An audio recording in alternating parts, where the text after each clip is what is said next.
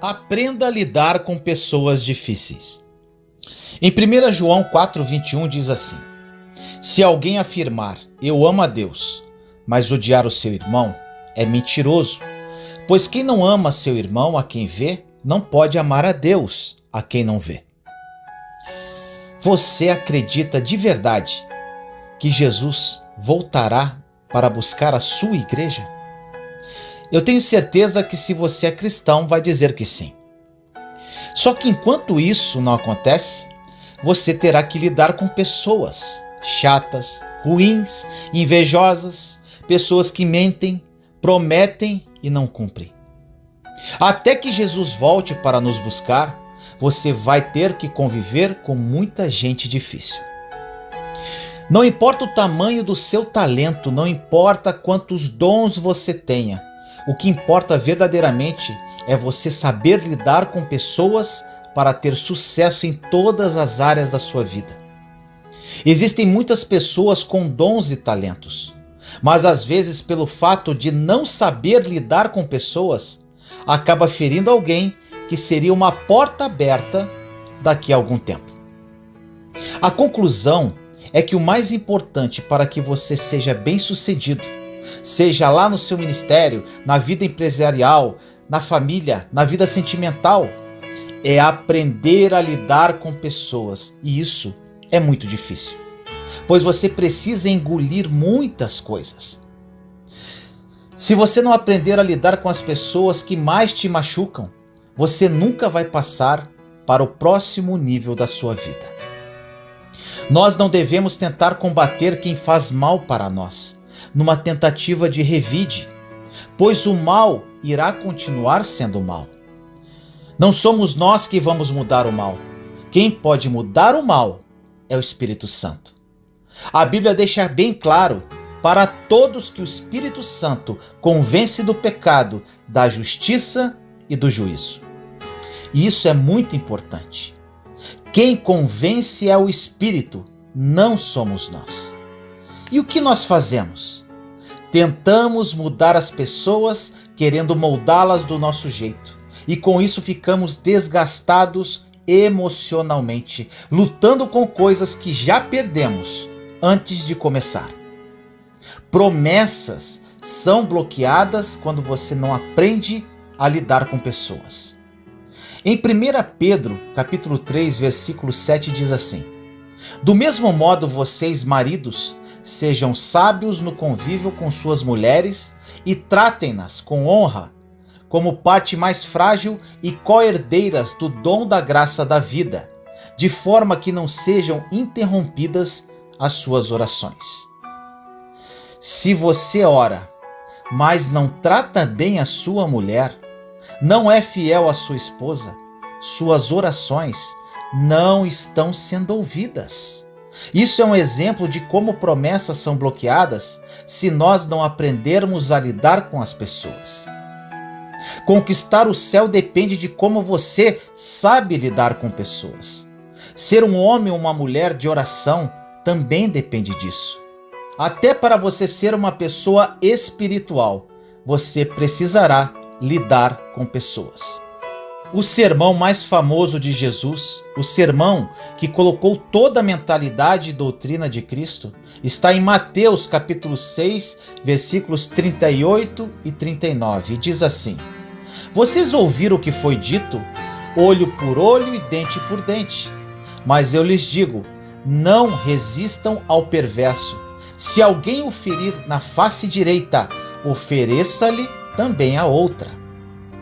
Aí nós pensamos, então quer dizer que Jesus está dizendo que se alguém vier me bater, eu dou a outra face e eu vou ser o bobo da corte? Sim, meu irmão, minha irmã, exatamente isso. Pense comigo, o prejuízo do tapa já está dado. Não tem como reverter isto. Tudo que você fazer a partir disso para tentar revidar esse tapa é só prejuízo. Suas emoções estarão presas a essa pessoa que te feriu. Você vai para a justiça por conta deste tapa. Você vai brigar com diversas pessoas por conta deste tapa. Você vai dividir as pessoas perto de você. pois algumas concordam e outras não com essa atitude. Você nunca percebeu que o amigo do meu amigo é meu amigo e o inimigo do meu amigo vira meu inimigo?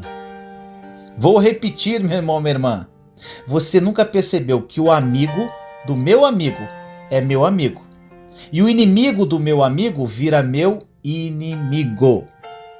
E ainda tem mais. O inimigo do meu inimigo acaba virando seu melhor amigo.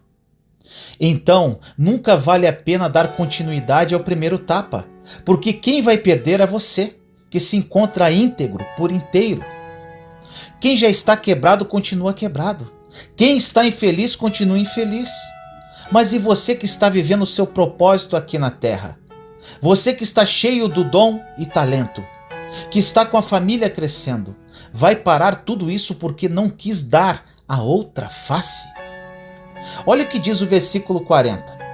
E se alguém quiser processá-lo e tirar-lhe a túnica, deixe que leve também a capa.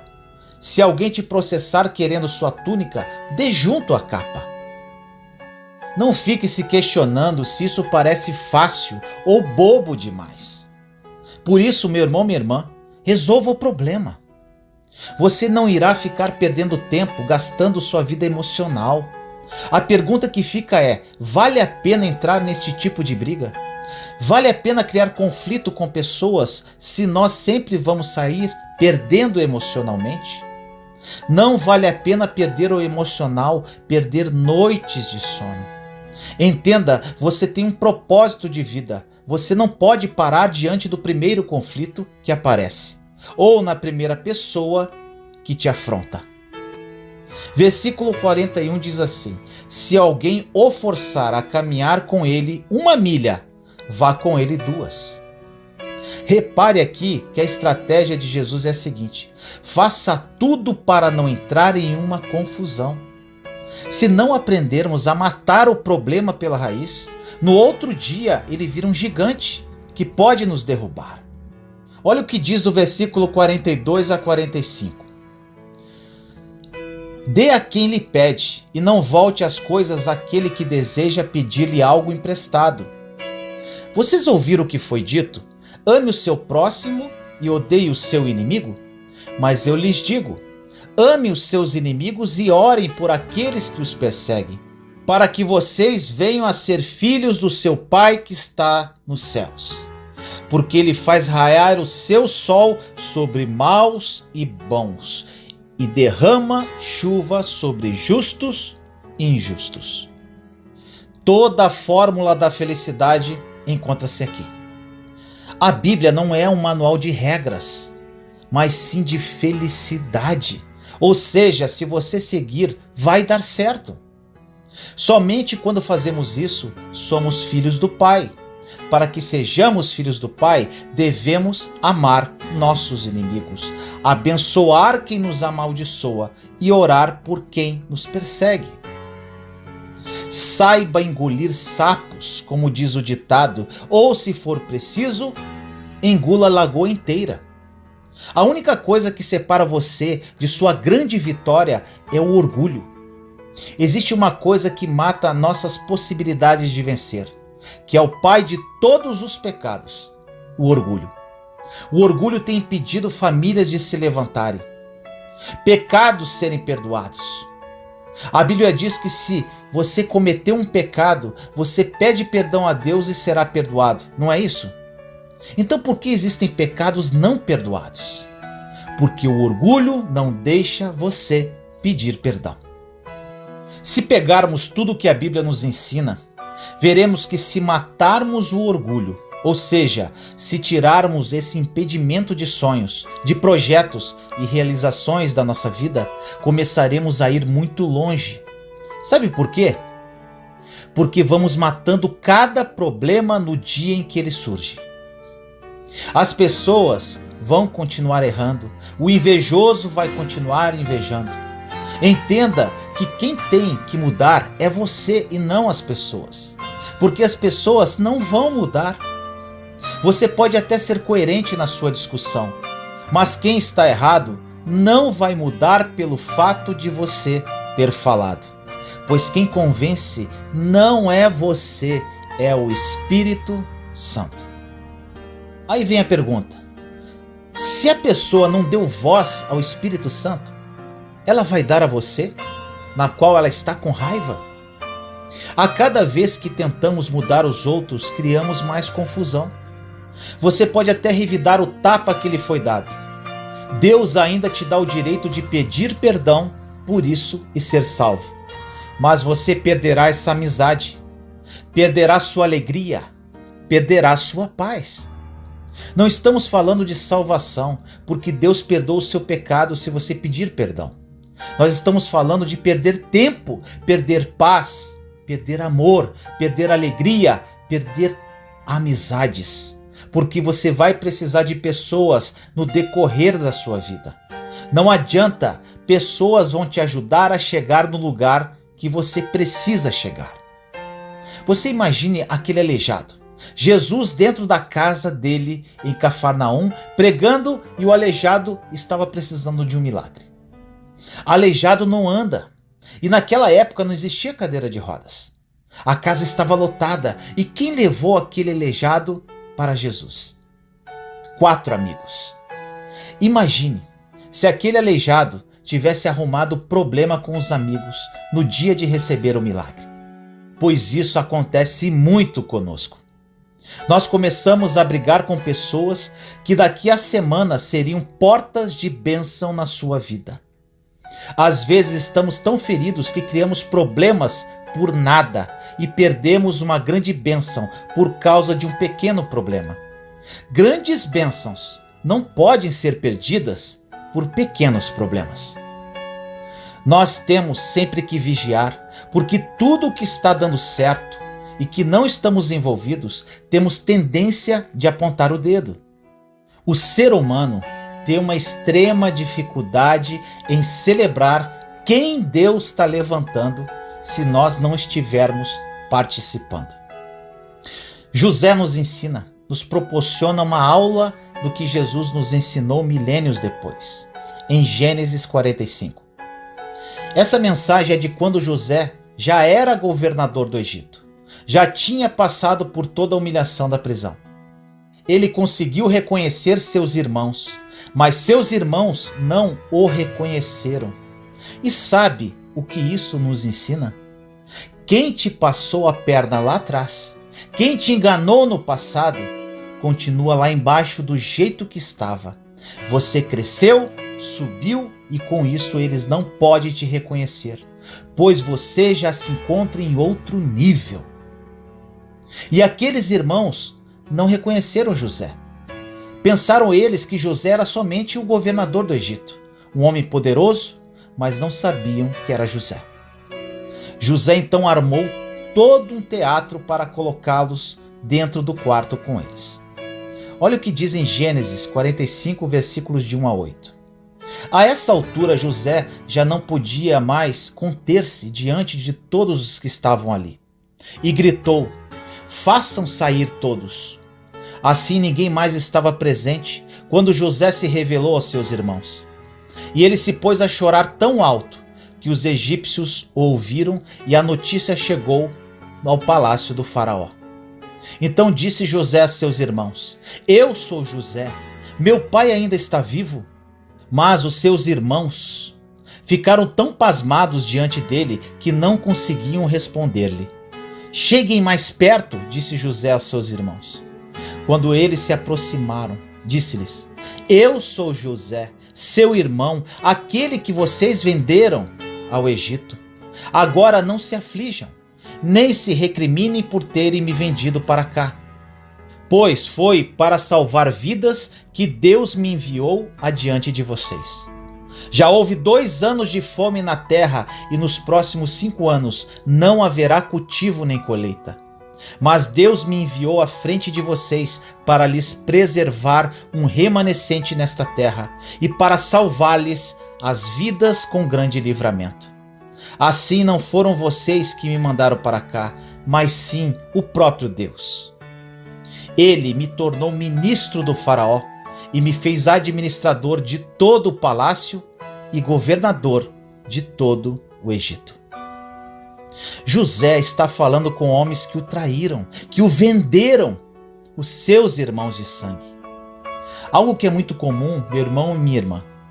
Os de fora só decepcionam, mas quem trai verdadeiramente é quem está dentro. Se alguém lá de fora tentar te trair, não vai chegar a ser uma traição, pois você não tem nenhum vínculo emocional com ele. Vai ser uma decepçãozinha. Os íntimos que traem, os que estão do lado que traem, os da família que traem, os irmãos que traem. José não foi orgulhoso, José chorou, não conseguiu se conter. Muitas pessoas que fizeram mal para você hoje, meu irmão, minha irmã, estão contribuindo para o seu futuro e você nem sabe. Se José tivesse ficado todos esses anos ferido, falando mal dos seus irmãos, provavelmente nem chegaria no trono.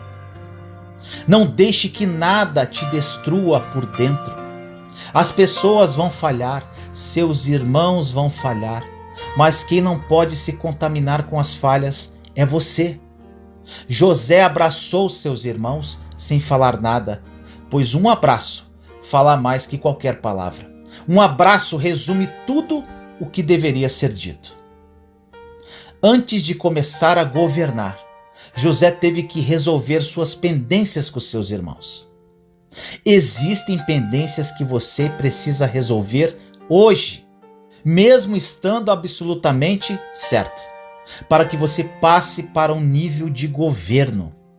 Afinal de contas, se seus inimigos falam mal de você, você deve falar bem deles. Quando seu inimigo falar mal de você, deixe que essas palavras entrem em um ouvido e saiam no outro, pois as únicas palavras que devem penetrar no seu coração são as palavras de Deus. Se você quer que realmente o seu dom e o seu talento sobressaia, você vai precisar da ajuda do Espírito Santo e matar o orgulho da sua vida. Deus tem algo incrível para você, porém para conquistar tudo isso, vai depender exclusivamente da sua postura. Está consumado, está disponível. Ore comigo assim. Senhor amado, nos colocamos em sua santa e doce presença neste dia, eu, meus irmãos e irmãs em Cristo Jesus. Pai querido, que esta mensagem seja reveladora aos corações que a ouvem. Entendi, Senhor, durante a minha caminhada cristã, que é primordial aprendermos a lidar com todo tipo de pessoas. Também que somos incapazes de mudar qualquer pessoa para que se amolde do nosso jeito. Apenas o Espírito Santo revela a verdade e pode convencer corações. Que a partir de hoje, todas as pessoas que ouvirem essa mensagem tomem uma postura de mudança e vivam verdadeiramente os seus propósitos de vida. Assim nós oramos, em nome do nosso Senhor Jesus Cristo. Amém.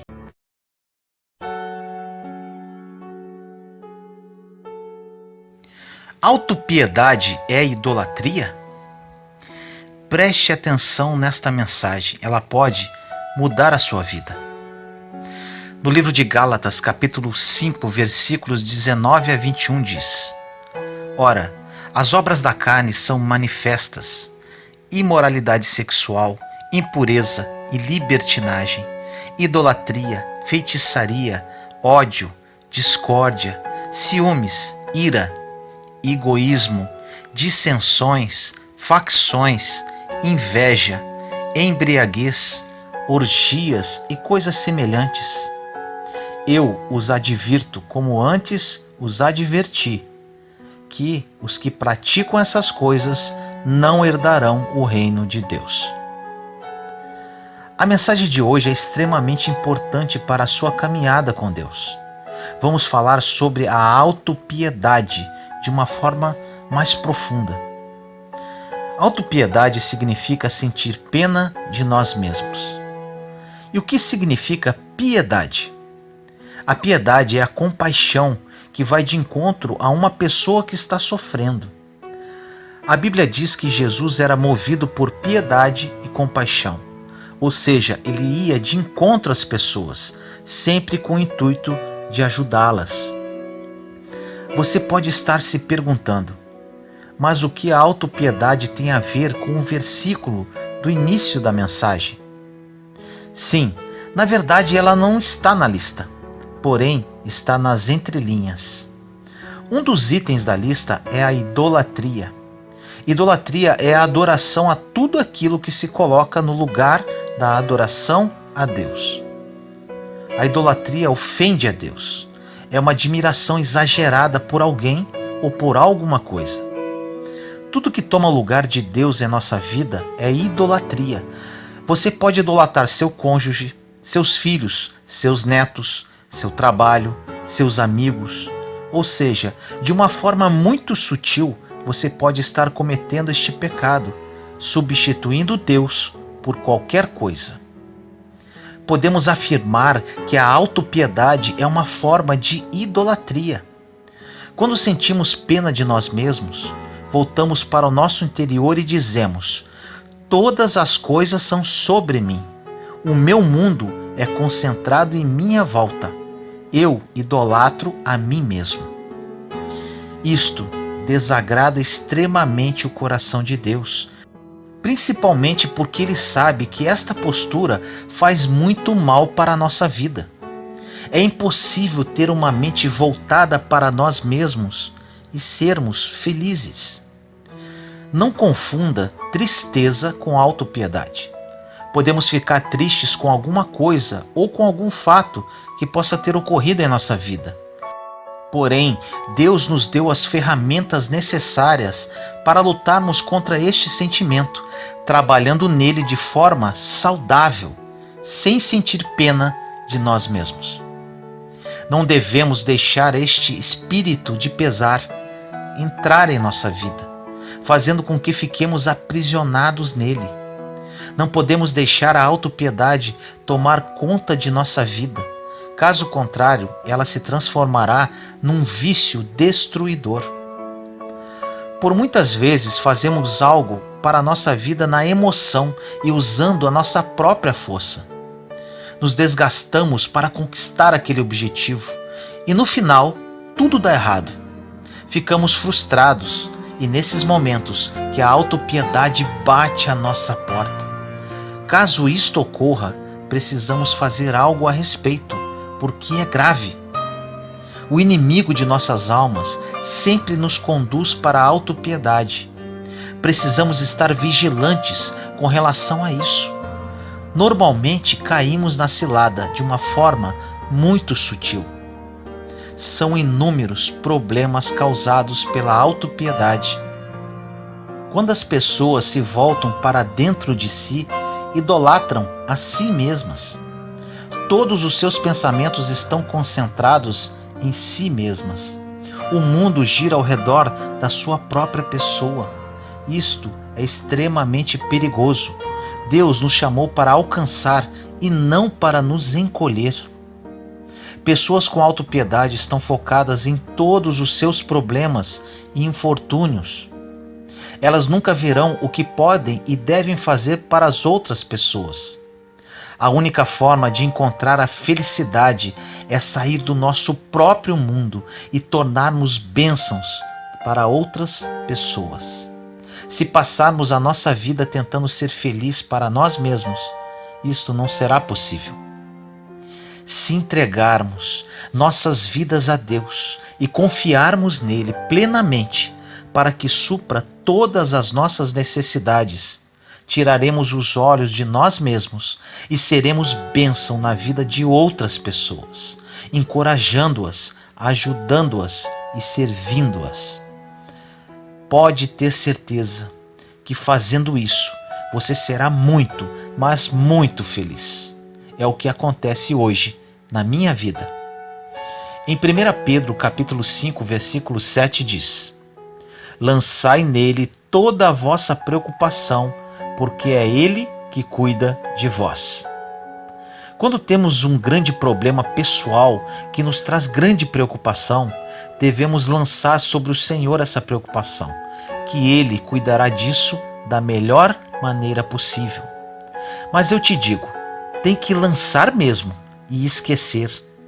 Entregue e confie. Com isso, enquanto Deus cuida do seu problema, Ele nos unge para ajudar outras pessoas. Deus não quer que ajudemos a nós mesmos. Ele quer que o ajudemos a cuidar dos seus filhos. Quando ajudamos alguém, plantamos uma semente. Deus toma essa semente de volta para nós e faz a colheita para nossas vidas. É maravilhosamente incrível e é assim que acontece. Não tente se fazer feliz. Deus cuida de nós quando nos entregamos a Ele de todo o coração e de toda a nossa alma. As pessoas com autopiedade veem apenas o que elas não têm e perdem o que elas têm. Esta é a maior tragédia de todas, perder o que se tem. Podemos estar na melhor posição possível dentro de uma situação ruim, pois não estamos sozinhos. Deus nos ama e está conosco. Porém, você tem que crer nisso. Ele está no controle. Quando vivemos momentos difíceis em nossas vidas, precisamos nos agarrar à esperança. Pode passar o tempo que for, agarre-se a ela, pois não importa o que não tenha dado certo no passado. Você terá um grande futuro, porque o nosso Deus é especialista em recomeços. Deus ama fazer tudo novo. Meu receio não é passar por tempestades. Meu receio é passar por tempestades e Jesus não estar no barco. Aí sim, é péssimo. A autopiedade precisa ser banida da sua vida. Você sabe qual o principal recurso que temos nos dias de hoje? Não é dinheiro, com certeza. É o tempo. Dinheiro perdemos hoje, ganhamos amanhã. O tempo não temos como recuperar. Quando estamos com um ataque de autopiedade, estamos perdendo tempo. Estaremos perdendo um tempo precioso que poderíamos estar fazendo algo útil para a nossa vida ou para a vida de outra pessoa, além de gerar um desgaste físico e emocional totalmente desnecessário. Outro ponto importante: quando temos autopiedade e outras pessoas sentem pena de nós, isto alimenta ainda mais o problema que já temos. Um exemplo de autopiedade na Bíblia e que também nos mostra qual a postura que devemos tomar com relação a uma pessoa que se faz de vítima, se encontra em João, capítulo 5, versículos de 6 a 8, que fala da cura de um homem que era paralítico há 38 anos, na piscina de Betesda. Na passagem fala: perguntou-lhe Jesus: queres ficar curado? O enfermo respondeu-lhe: Senhor, não tenho ninguém que me ponha no tanque quando a água é agitada. Enquanto vou, já outro desceu antes de mim. Ordenou-lhe Jesus: levanta-te, toma o teu leito e anda. Jesus perguntou ao enfermo se ele queria ficar curado, apenas isso. Se este enfermo não tivesse pena de si mesmo, ele apenas responderia: eu quero. Mas devido à autopiedade, ele quis justificar do porquê que a cura não chegava. Jesus não perguntou a ele o motivo pelo qual ele não conseguia chegar ao tanque. Jesus não ficou com pena, se comovendo com a autopiedade dele. Ele não alimentou isso, sendo compassivo com a pena de si mesmo do paralítico. Ele apenas falou: levanta-te. Quando encontramos pessoas com autopiedade, devemos apenas dizer: levanta-te, levanta-te, levanta-te. Resolvi abordar esse tema, pois isso é muito crítico nas pessoas. Dentre as pessoas que me procuram, atendi uma senhora. Ela simplesmente falou que não aguentava mais, que ia desistir de tudo. Eu respondi a ela: o mais fácil, minha irmã, é desistir. Agora eu desafio você, levantar agora, olhar para o espelho dentro dos seus olhos e falar para você mesma: eu não vou desistir. Eu sou imagem e semelhança do meu Criador. Sou filha de Deus. Sou co-herdeira com Cristo. Jesus morreu por mim numa cruz, sem eu merecer. Meus problemas não são absolutamente nada perto do que Ele sofreu por mim naquele madeiro. Ele ressuscitou e minha vida pertence a Ele. Eu tenho o Espírito Santo que habita em mim. Eu vou vencer. Eu vou viver a vida que Ele morreu por mim e trilhar pelo plano bom, perfeito e agradável que Ele sonhou para a minha vida. Sabe o que aconteceu? Ela foi impactada com o que eu falei para ela e se levantou. Agora imagine se eu sentisse pena dela. E infelizmente as pessoas que vivem em autopiedade querem exatamente isso, que sintamos pena delas. Que falemos: calma, irmã, Jesus te ama, não chora, Deus vai te ajudar, espera. Realmente é difícil o que você está passando, tadinha, e se possível, que choremos com elas. Existem muitas pessoas que estão ouvindo esta mensagem agora, que estão assim, esperando alguém que ouça suas lamentações e chore com elas. Não querem caminhar. Acorda, povo de Deus, misericórdia, levanta-te, levanta-te, levanta-te. A única coisa que ganhamos com a autopiedade é o desgaste. A autopiedade abre diversas portas que podem destruir a nossa vida. Uma delas é não ter equilíbrio na vida. Ou seja, pessoas com autopiedade não são felizes, nem nos momentos que estão fazendo o que gostam. Outra porta é o cansaço. Pessoas com autopiedade ficam tão frustradas que vivem cansadas de tudo e de todos. E outra, questões não resolvidas.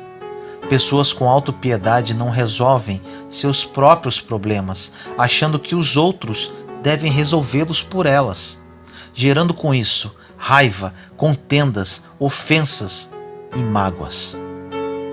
Pessoas que sentem pena de si mesmas procuram fontes erradas para atender às suas necessidades. E quando isso acontece, abre a porta para a decepção. E isso vira um ciclo, porque quando acumulamos decepções, geramos mais autopiedade. A autopiedade é sempre acompanhada de pensamentos negativos. É sempre pelo que não temos ou pelo que as pessoas não estão fazendo. Aprender a pensar positivamente em uma situação negativa é uma das melhores coisas que podemos fazer por nós mesmos. Não precisamos esperar pensar positivamente, podemos pensar de propósito. No livro de Salmos 27:10 diz: apesar disso, essa certeza eu tenho, viverei até ver a bondade do Senhor na terra.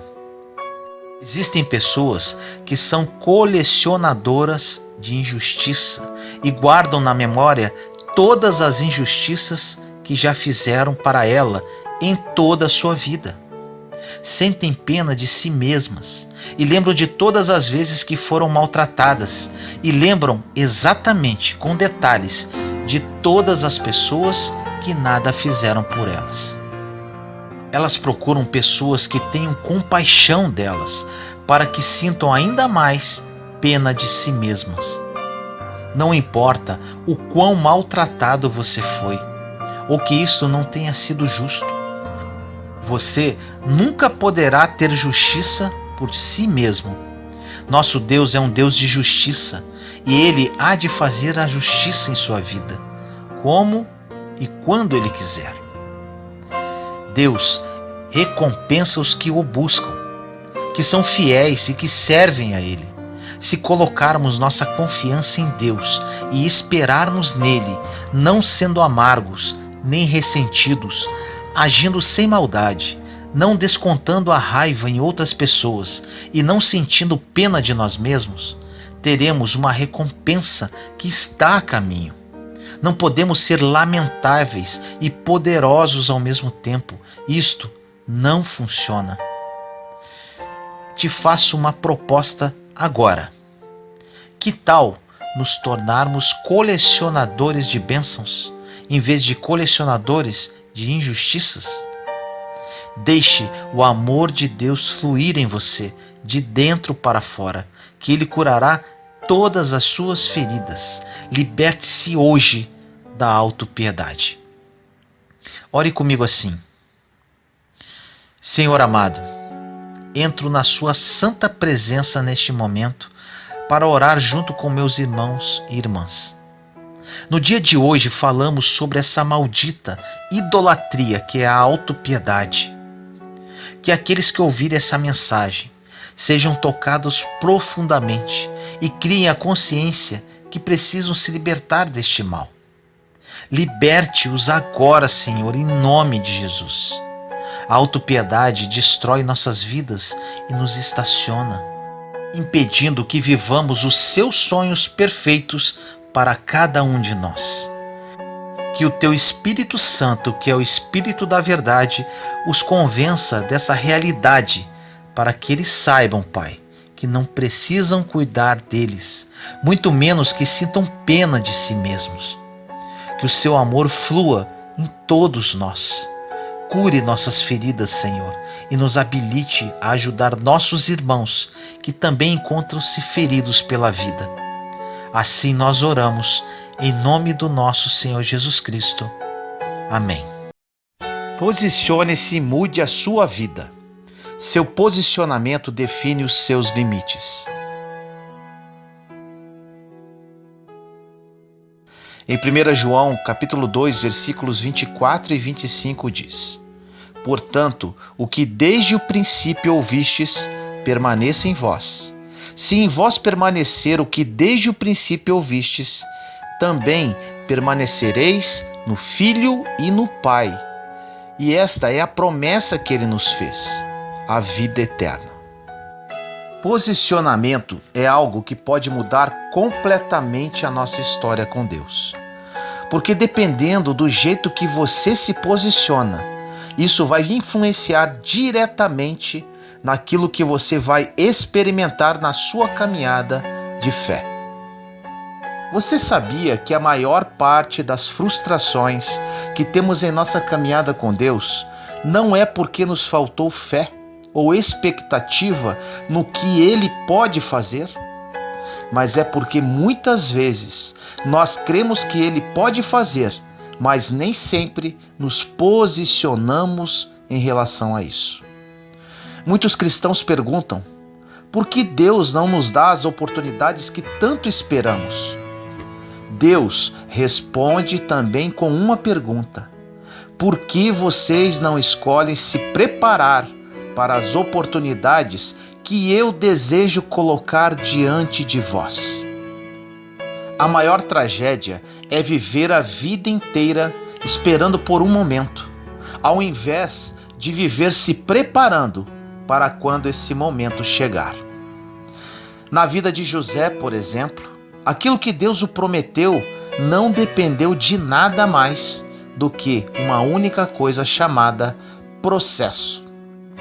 José não ficou se lamentando porque a promessa em um sonho que ele recebeu não havia se cumprido. Ele se preparou para quando o momento que Deus havia prometido se cumprisse.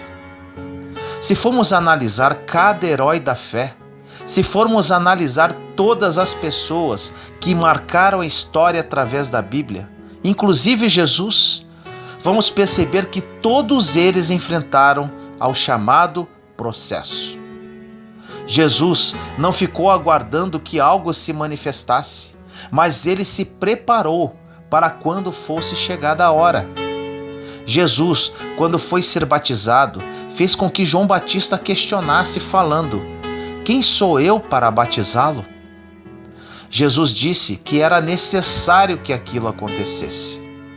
Pedro tentou poupar Jesus da cruz e ele o repreendeu porque ele crê e entende que era necessário que aquilo acontecesse. Jesus não jogava dados, ele não esperava o acaso, mas ele se preparou até o momento em que naquela cruz ele declarou: tudo está consumado. Quando Jesus declara isso, ele está dizendo que tudo se cumpriu, todo o propósito para o qual ele veio. Tem uma lenda na Itália que diz que um homem todos os dias chegava diante de uma estátua de um santo e implorava ajuda para ganhar na loteria. Ele chorava, pedia, suplicava, até que um dia aquela estátua não aguentou mais. Tomou vida e falou: por favor, eu te imploro, compra um bilhete. É interessante, porque às vezes clamamos para que a chuva venha, só que ela não vem, porque não aramos o campo ainda.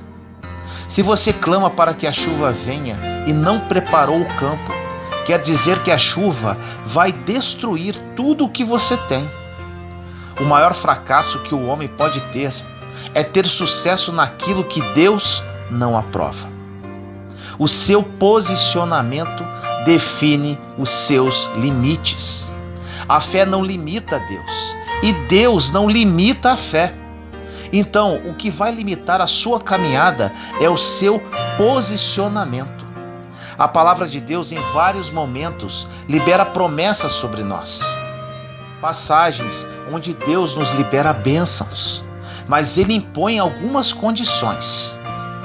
Por exemplo, em 2 Crônicas 7,14 diz: e se o meu povo, que se chama pelo meu nome, se humilhar e orar, e buscar a minha face, e se converter dos seus maus caminhos, então eu ouvirei dos céus, e perdoarei os seus pecados, e sararei a sua terra.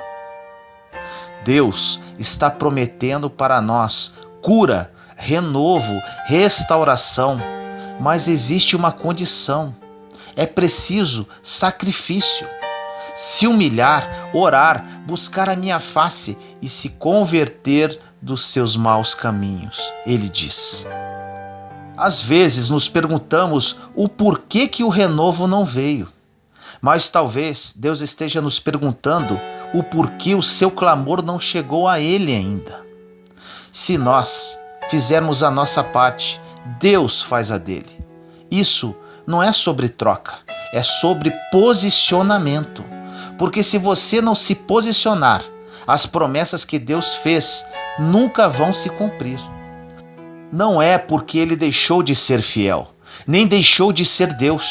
É porque você não estava preparado para receber o que ele queria derramar sobre você. Em Lucas 24:49 diz: e eis que sobre vós envio a promessa de meu Pai. Ficai, porém, na cidade de Jerusalém, até que do alto sejais revestidos de poder. Jesus aqui libera poder sobre eles, mas existe uma condição, ou seja, eles deveriam permanecer, ficar em Jerusalém. Em Jeremias 29:12-13 diz: então vocês clamarão a mim, virão orar a mim, e eu os ouvirei. Vocês me procurarão e me chamarão quando me procurarem de todo o coração. Qual o seu posicionamento quando você procura a Deus em oração? Como diz nessa passagem, Deus ouvirá o seu clamor e oração apenas quando você o procurar de todo o coração. No livro de Marcos 11:23-24 diz: porque em verdade vos digo que qualquer que disser a este monte, ergue-te e lança-te no mar, e não duvidar em seu coração, mas crer que se fará aquilo que diz, tudo o que disser lhe será feito. Por isso vos digo que todas as coisas que pedirdes, orando, crede receber, e tê-las-ei. É muito fácil instigarmos a fé do povo para declarar coisas que você até acredita que podem acontecer. O problema não é só você acreditar que podem acontecer. Você sai do culto, ou da missa, em uma atmosfera de fé. Os louvores são maravilhosos, tem uma unção fresca sendo liberada, tem uma palavra de fé sendo gerada em seu coração. Só que durante a semana não tem um pastor, um padre, um pregador ou um missionário, seja quem for, para ministrar sobre o que você ouviu no domingo. Durante a semana, enquanto os problemas vêm, não tem uma trilha sonora tocando na sua casa. A questão é: até que ponto eu confio naquilo que eu declarei que ele pode fazer? A maior dificuldade de Noé não foi construir a arca. Eu creio que o maior desafio dele foi continuar acreditando em uma direção que Deus deu, depois de décadas de nada acontecendo. Noé recebeu uma direção de Deus e permaneceu firme durante dezenas de anos. Recebemos dezenas de vezes a direção de Deus, mas às vezes nos distanciamos por causa de uma simples crise. Posicionamento determina os seus limites. Em Mateus 10:32 diz: portanto, qualquer que me confessar diante dos homens, eu o confessarei diante de meu Pai que está nos céus. Jesus nos diz que morreu por nós na cruz em nosso lugar, mas precisamos fazer uma coisa: confessar diante das pessoas, para Ele nos confessar diante de Deus. Existem condições para a salvação. Nós somos salvos por graça mediante a fé, mas precisamos declarar para o céu, a terra e o inferno ouvir. Em João 15:7 diz: se vós estiverdes em mim e as minhas palavras estiverem em vós, pedireis tudo o que quiserdes e vos será feito. Só dá para permanecer em algo que já chegou a mim. A palavra só permanece naqueles que a receberam. O problema é que cremos apenas na segunda parte da frase. Existem pessoas que ficam esperneando e perguntando: o que aconteceu? É porque toda promessa é condicionada à liberação de uma palavra. Você libera uma palavra, mas ela precisa estar dentro de você. Para que um sacerdote ministre algo com autoridade, é preciso antes ter sido gerado através da palavra. Em Marcos, capítulo 9, versículos de 21 a 23 diz: e perguntou ao pai dele: quanto tempo há que lhe sucede isso? E ele disse-lhe: desde a infância, e muitas vezes o Espírito tem o lançado no fogo e na água para destruir. Mas se tu podes fazer alguma coisa, tem compaixão de nós e ajuda-nos. E Jesus disse-lhe: se tu podes crer, tudo é possível ao que crê. Essa passagem se refere ao pai preocupado com as manifestações demoníacas durante anos do seu filho. A questão não é se Deus pode fazer, porque a palavra diz que para todas as promessas que ele liberou, nós já temos dele o sim e o amém. Então, o que você precisa para viver o milagre é se posicionar e não duvidar. A fé não é passiva. A fé vai te convidar a viver uma vida de aventura. Vai te convidar a viver uma vida de impossibilidades. Se você não está usando sua fé para as coisas impossíveis, você não está usando a sua fé. Não confunda pensamento positivo com fé. Um exemplo de pensamento positivo: cara, eu acho que naquela entrevista, se gostarem de mim, aquele emprego pode ser meu. Eu acho que isso pode acontecer. Ou seja, uma expectativa em situações e pessoas. A fé, diferentemente, refere-se a tratar as coisas que não são como se já fossem. Existe um interesse de Deus em mudar a sua história, muito maior do que a sua. Deus não quer te ajudar a pagar alguns boletos, a comprar uma casa própria, a ter um carro novo. Ele quer te dar vida eterna. E a vida eterna não começa quando morremos. A vida eterna começa a partir do dia que você conhece Jesus verdadeiramente, em espírito e verdade. Se você aceitou Jesus hoje, a vida eterna começa hoje. Entenda isso. Durante séculos, Deus se calou na humanidade. Durante 300 anos, houve o silêncio de Deus. Ele quebrou o silêncio através de um homem chamado João Batista. Só que quando vamos ler a história dele, entendemos que a sua mãe tinha um ventre estéril. E do outro lado existia Jesus, o Filho de Deus, que nasceu de um ventre virgem. Você sabe o que Deus está nos mostrando? Que depois desses 300 anos de silêncio, Ele não depende de circunstâncias para gerar o futuro. O mesmo Deus que criou tudo só pela palavra em Gênesis ainda existe. Você não precisa de uma oração forte, de uma nova revelação, de uma pregação. Você só precisa de uma palavra de Deus, que tudo ao redor vai ser transformado, se você tiver um posicionamento.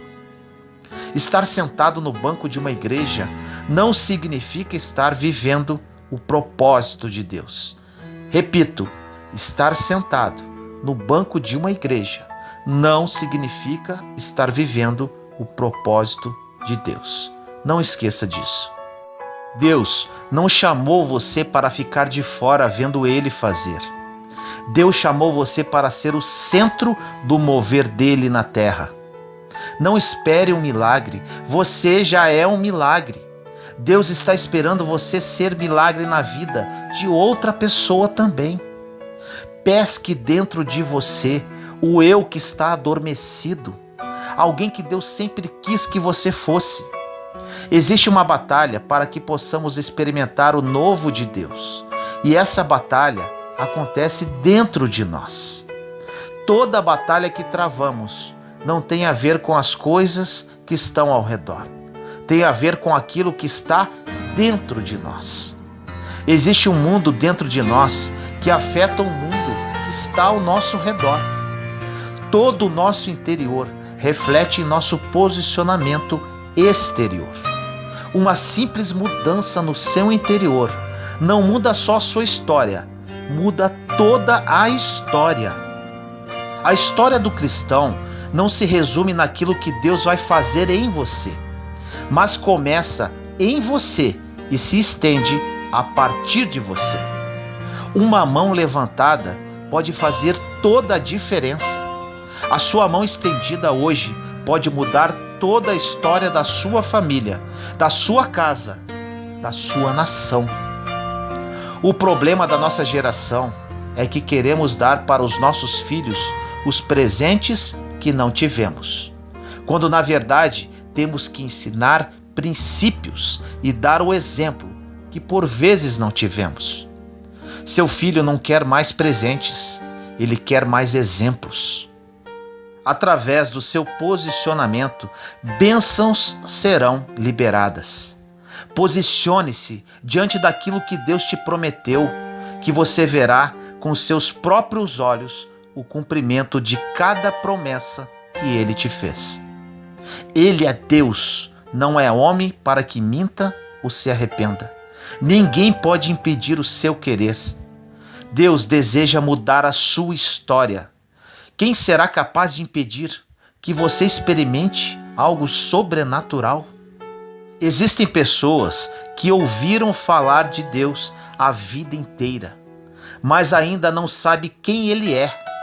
O povo de Deus está morrendo porque não o conhece e nem sabe do que Ele é capaz. Deixe Ele mudar a sua história hoje, mudar a sua casa, tirar a venda dos seus olhos, sarar as tuas feridas, te colocar de pé.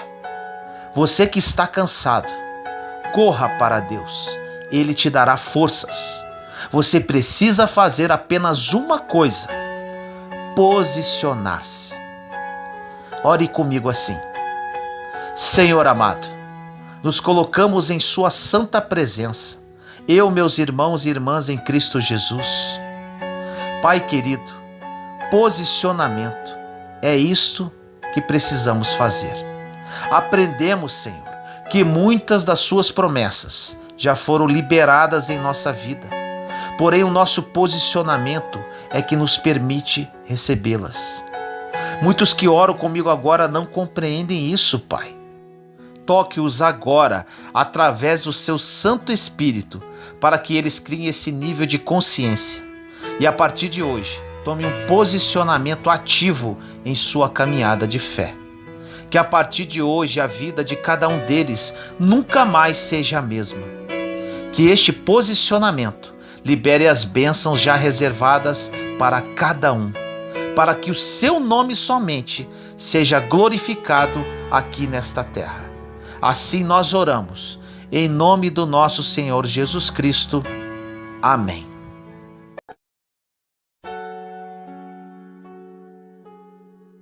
Depois do deserto, vem a vitória.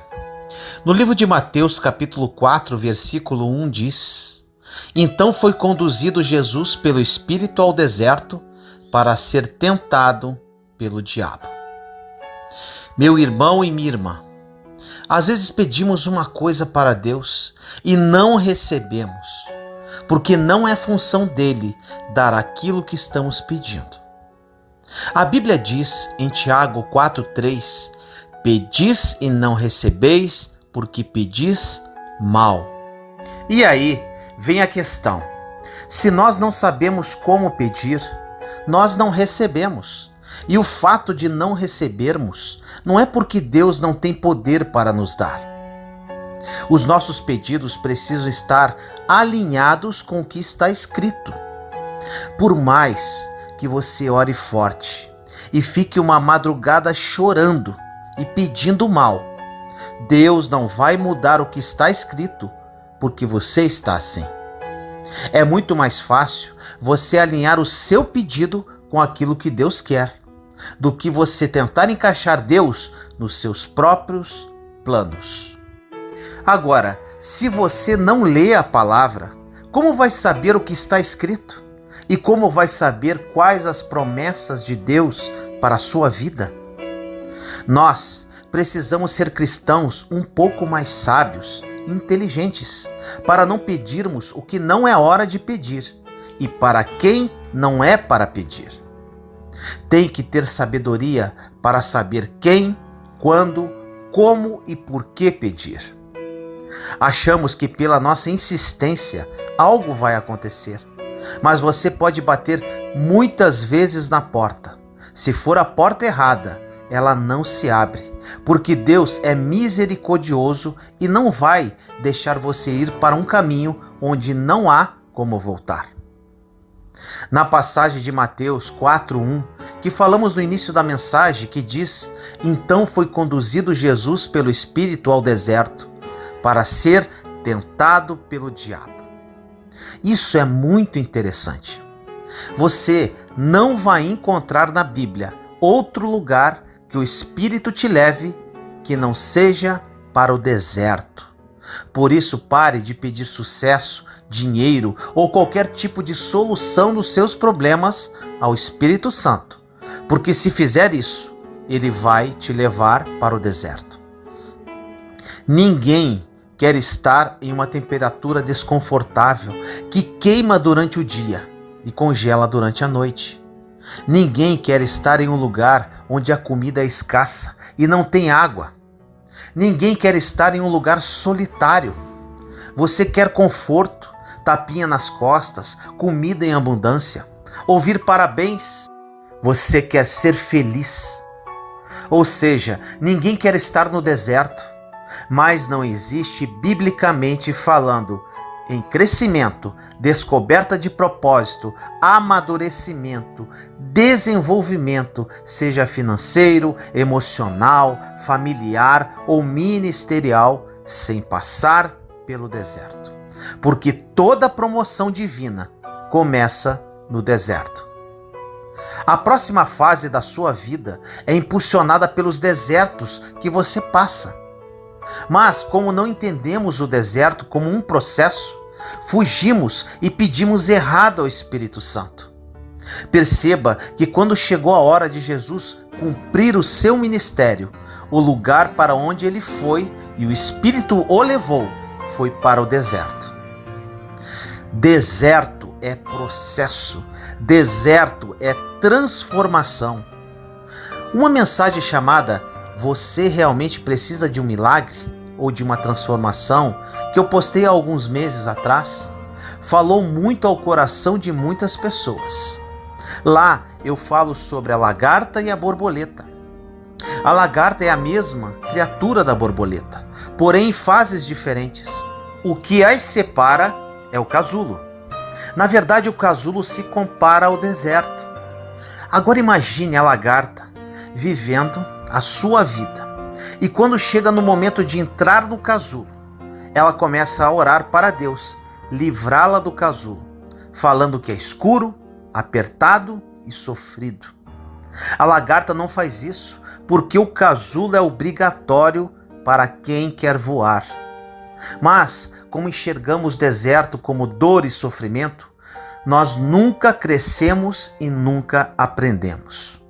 Chegou o momento de aprendermos com os desertos e não reclamarmos. Chegou o momento de crescermos em meio às dificuldades da vida e parar de reclamar, pois reclamamos muito e aprendemos pouco. E por que não encarar esse deserto de frente, aprendendo, perseverando, deixando-se ser moldado por Deus e sem perguntas? O deserto é uma fase de preparação que te levará para um outro nível. Meus irmãos e irmãs, passei por um deserto pesado. Passei por todas as fases, de reclamação, de murmuração, de medo, de incertezas e dúvidas, de desespero, de angústia. Havia perdido meu casamento, falido financeiramente e com uma filha querendo cometer suicídio. Isso tudo em 10 dias. Passei por muitas dores, afrontas e humilhações. Mas, quando encarei o deserto como um processo, minha vida mudou. Aprendi muito, aprendi a desfrutar do deserto. Conheci Deus em espírito e verdade. Me apaixonei verdadeiramente por Jesus. E o Senhor mudou toda a minha realidade. Hoje, prosperei financeiramente. Vivo um sonho com relação à minha vida sentimental. E minha filha se transformou numa grande missionária da palavra. E muito mais que tudo isso, recebo diariamente diversos depoimentos de mudança de vida, que começaram a partir do meu testemunho de vida. Foi muita dor e ranger de dentes, mas hoje é muita alegria e prosperidade em todas as áreas. Pague o preço, meu irmão, minha irmã. Vale muito a pena. Encare seu deserto de frente. Muitas pessoas entram no deserto, saem e lá na frente voltam novamente em outra fase da vida, porque saíram do deserto para sobreviver, mas não aprenderam nada. Quando Deus decidiu que chegou a hora de seu filho se manifestar como Messias, o Espírito conduziu Jesus para o deserto para ser tentado pelo diabo. Quem tentou Jesus não foi Deus nem o Espírito. Ele só o conduziu para o ambiente do problema. A Bíblia diz que Deus não tenta ninguém. Então, os problemas e as tentações que você está passando não são provas de Deus. Na verdade, Deus te colocou no ambiente onde o inimigo tem liberdade para tentar você. Existem lugares que você se esconde em Deus e que o inimigo não conseguirá chegar nem para tentar. Porém, existem outros lugares que Deus coloca você e te expõe para que você possa aprender as coisas naquele ambiente de provação. Você sempre vai aprender se quiser. Você vai sair do deserto muito mais forte, vivendo o seu propósito. Mas você tem que estar disposto a aprender no meio da dificuldade. Qual foi o dia que, no meio de um problema familiar, emocional, financeiro, você falou com Deus assim: vamos aprender? Agora, uma grande questão aqui. Deus livra você de problemas que Ele te colocou. Por exemplo, o Espírito tirou Jesus do deserto porque foi Ele mesmo que o levou até lá. Agora, o filho pródigo se meteu em um problema e teve que sair sozinho. Existem problemas que você tem que sair sozinho, porque você se colocou neste lugar. E existem problemas que Deus vai livrar você, porque Ele que te conduziu até o deserto. Essa sensibilidade você precisa ter para saber se pede para Deus te tirar dali ou não. Porque quando Deus te coloca no deserto, não adianta pedir para sair, porque Ele vai te tirar no tempo dele. Agora, quando você se meteu em um problema, quis brigar com um familiar, quis entrar em um conflito com uma pessoa na rua e está respondendo um processo na justiça, quis fazer uma fofoca e perdeu um amigo, você decidiu isso e agora você vai ter que sair desse problema. Saia sozinho, igual o filho pródigo. Nunca se esqueça, Deus tira você dos desertos que Ele te colocou. Nesse deserto que Jesus estava, Ele foi tentado por Satanás. A primeira dificuldade de Jesus é que Ele começou a passar fome. A Bíblia diz que depois de 40 dias de jejum, Ele estava morrendo de fome. Mas te pergunto, Jesus morreu no deserto? A primeira coisa que ele aprendeu é que no deserto, a fome, seja ela emocional, financeira, espiritual, ameaça, mas não mata. É justamente uma prova de fé. Jesus não morreu de fome apesar de não ter comida, porque no deserto, no momento certo, mesmo que ele faça a pedra virar pão, a provisão chega. Por isso, não tenha medo de morrer no deserto, porque não tem como morrer no lugar que Deus te colocou. Não fique com medo de perder tempo, porque não se perde tempo em um lugar que Deus colocou você.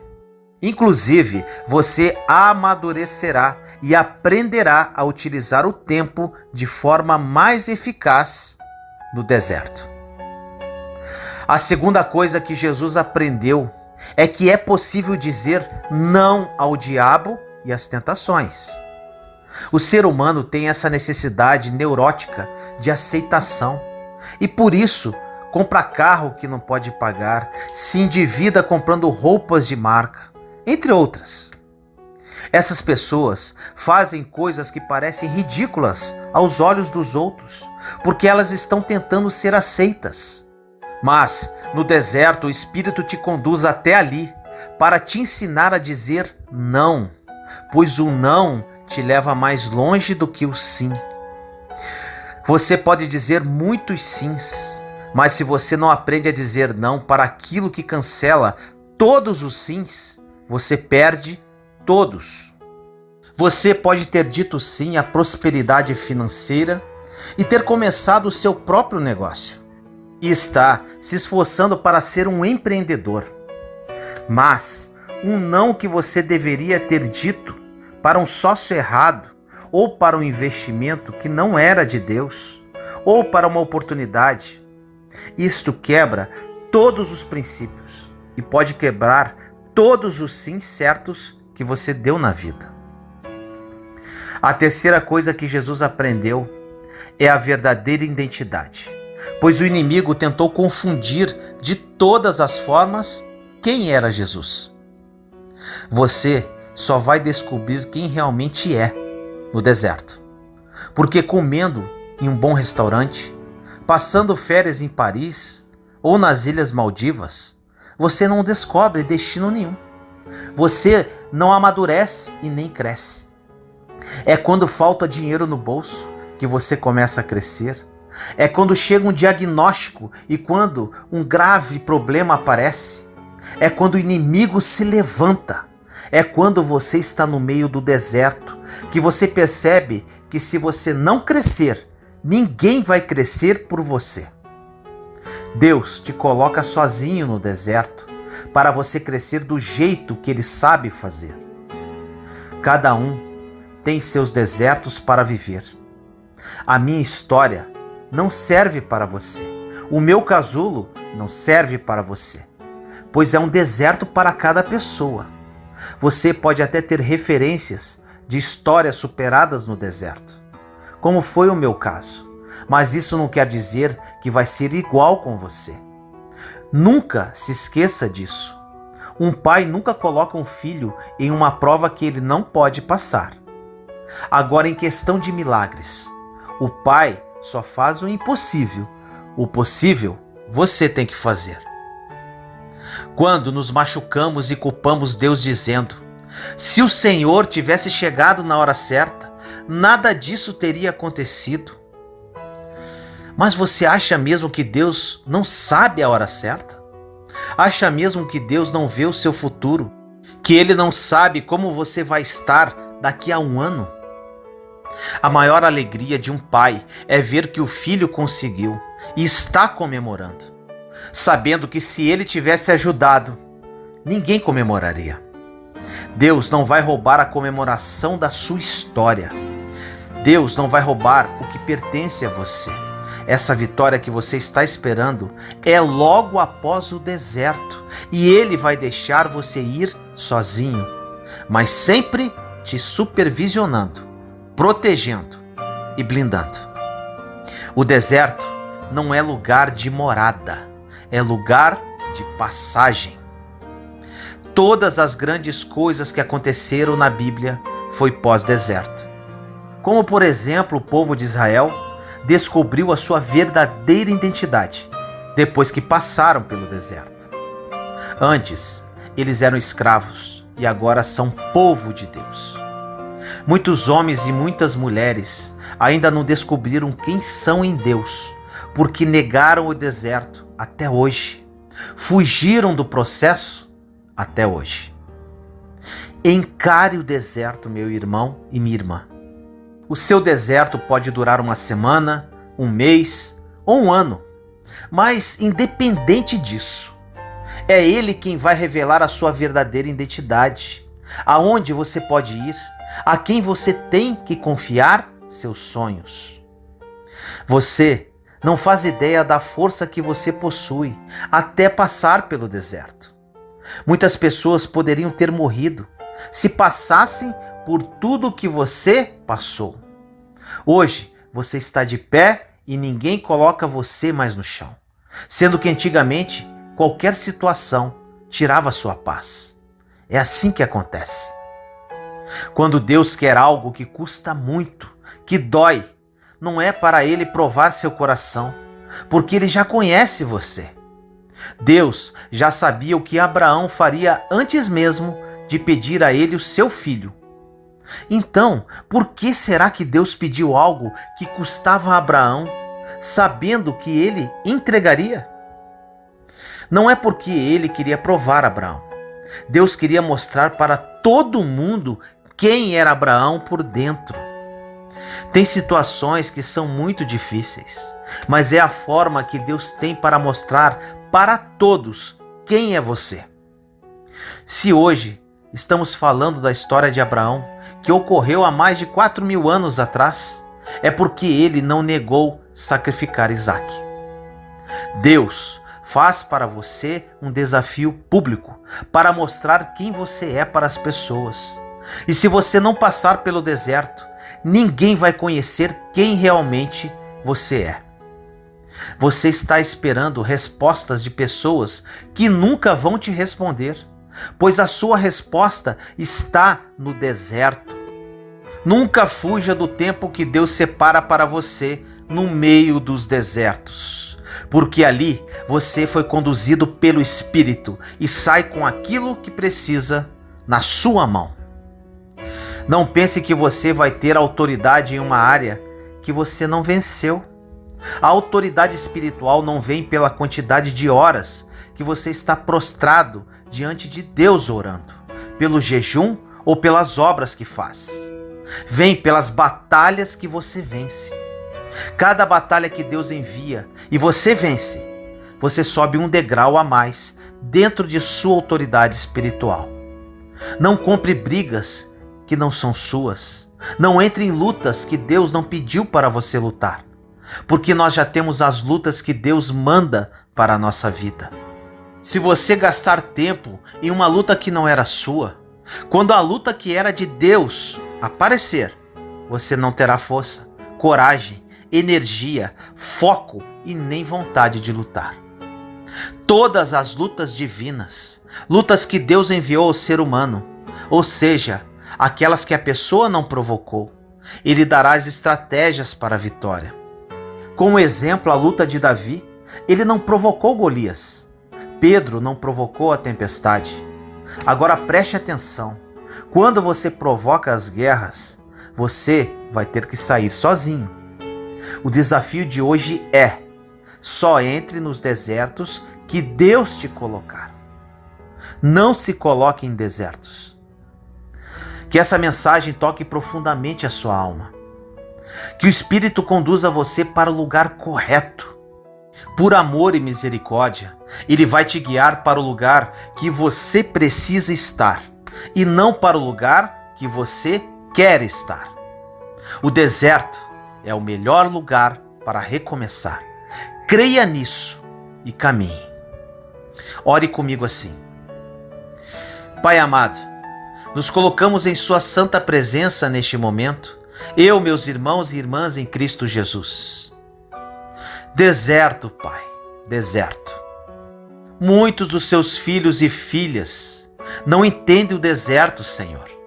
E assim como o povo de Israel, estão circulando por anos e anos nesta sequidão e nada acontece. Eles não encaram o deserto como processo, mas só como dor e sofrimento. Que no dia de hoje, através desta mensagem, eles criem essa consciência, através da ação do seu Espírito Santo. O deserto é o melhor lugar para recomeçar, Pai. Eu sei disso, pois foi no deserto que conheci a mim mesmo, que conheci a Ti em espírito e verdade, e que minha vida mudou radicalmente. Que eles aprendam a desfrutar do deserto e que sejam devidamente aprovados por Ti, para entrarem na terra prometida. Assim eu oro, em nome do nosso Senhor Jesus Cristo. Amém.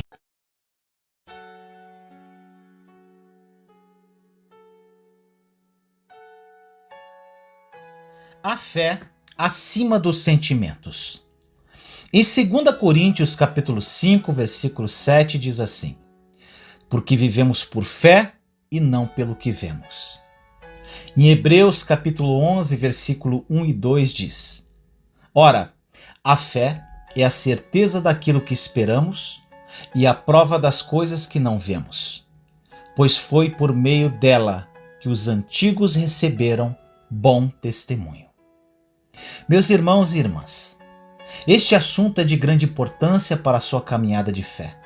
Eu falo isso pois no meu passado eu era uma pessoa muito emocional e agia através dos sentimentos.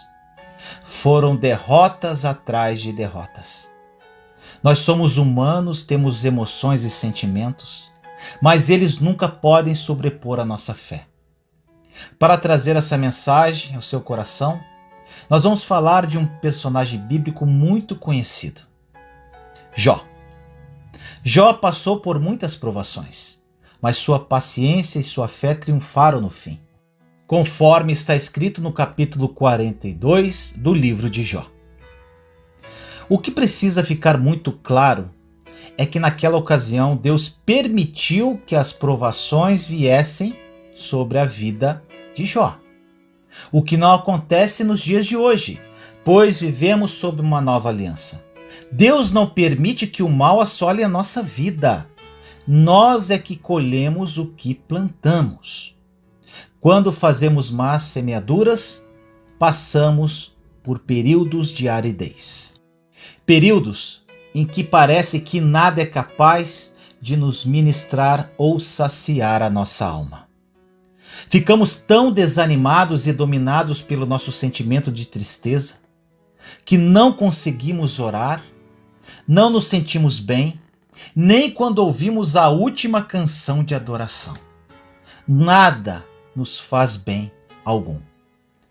Eu já passei por períodos assim em minha vida, e Jó certamente passou por eles de uma forma extrema. Olha o que diz em Jó, capítulo 19, versículos de 7 a 11. Se grito, é injustiça, não obtenho resposta. Clamo por socorro, todavia não há justiça. Ele bloqueou o meu caminho e não consigo passar. Cobriu de trevas as minhas veredas, despiu-me da minha honra e tirou a coroa de minha cabeça. Ele me arrasa por todos os lados enquanto eu não me vou. Desarraiga a minha esperança como se arranca uma planta. Sua ira acendeu-se contra mim. Ele me vê como inimigo. Meus amados, hoje passo por experiências em que me sinto no alto de uma montanha. Mas também passei por vales. Mesmo depois de ter passado por um forte deserto e viver pela fé nos dias de hoje, minha vida de oração e louvor já passou por períodos de aridez. Houveram vezes que na minha vida de oração eu pude sentir a presença de Deus de forma sobrenatural. Mas em outras vezes eu não senti absolutamente nada. Mas, meu irmão, minha irmã, eu aprendi a crer definitivamente que Deus está comigo, quer eu sinta ou não. Também houve períodos em que eu podia ouvir Deus com muita clareza e saber que havia ouvido uma palavra oportuna para mim. Houve outros momentos em que não ouvi absolutamente nada. No início da minha caminhada com Deus, algumas vezes eu estive subindo e descendo. Quando estava no alto, sentia que era filho, e quando estava no baixo, sentia que era órfão. Quando tinha certeza que Deus havia me chamado, ficava para cima. E quando sentia incerteza quanto ao meu chamado, ficava para baixo. Quando os tempos de aridez me atacavam, deixava que eles me afetassem. Naquele momento eu não sabia o que estava acontecendo comigo, ou o porquê disso tudo. Agora entendo que estava passando por um processo de transformação profundo, e Deus estava tirando todas as coisas prejudiciais de mim, me levando ao ponto em que não baseasse minha fé em sentimentos. Meu irmão, minha irmã, eu serei honesto com você. Atualmente, raramente eu passo por períodos assim. Simplesmente eu amo a Deus e ponto final. Eu oro, creio que Ele me ouve e ponto final. Sei que fui chamado e faço o que fui chamado a fazer. E não vivo mais em altos e baixos como costumava viver. Sabe por quê, meu irmão, minha irmã? Porque aprendi a parar de basear tudo em meus sentimentos e a viver por fé. Não permito que minhas emoções determinem se eu creio que Deus está comigo ou não. Simplesmente escolho crer que Ele está e ponto final. Isso não significa que nunca posso passar por um tempo difícil ou que nunca tenho um dia mau. Mas esses períodos não controlam mais aquilo que eu creio. Não creio que Deus possa permitir que vivamos de um clímax emocional ao outro. Se fizesse isso, dependeríamos demais desses momentos e provavelmente começaríamos a ter uma ideia a nosso respeito mais elevada do que deveríamos. Deus nos ama e nos protege de dependermos demais das emoções, para que Ele possa continuar a nos usar. Precisamos aprender a confiar que Deus sabe o que está fazendo em nós. Se sentirmos algo em nossas emoções, tudo bem. Se não sentirmos nada, tudo bem também. Devemos nos lembrar de que estamos envolvidos com seu chamado para toda a vida. E não apenas nos momentos em que nos sentimos bem, mas também nos momentos em que nos sentimos mal, ou em que não sentimos nada. Meu irmão, minha irmã, que essa mensagem tenha tocado no fundo da sua alma. Seja paciente e permaneça fiel. Deus ajudará você e você ficará impressionado no que vai acontecer na sua vida. Ore comigo assim. Pai amado, nos colocamos em sua santa e doce presença neste momento, eu, meus irmãos e irmãs em Cristo Jesus. Senhor misericordioso, que esta mensagem toque profundamente ao coração de todos que a ouvirem. Muitos aqui vivem em função dos seus sentimentos e emoções, e isso é uma destruição para a nossa vida. Sei disso, pois vivi assim por muito tempo. Que essa mensagem seja um despertar nos corações dos seus filhos e filhas, para que vivam verdadeiramente por fé e não por vista. Assim nós oramos, em nome do nosso Senhor Jesus Cristo. Amém. Juntos somos fortes. Compartilhe esta mensagem para que mais pessoas sejam edificadas. Inscreva-se no canal e acione o sininho para ser notificado de novos vídeos. Te amo em Cristo Jesus.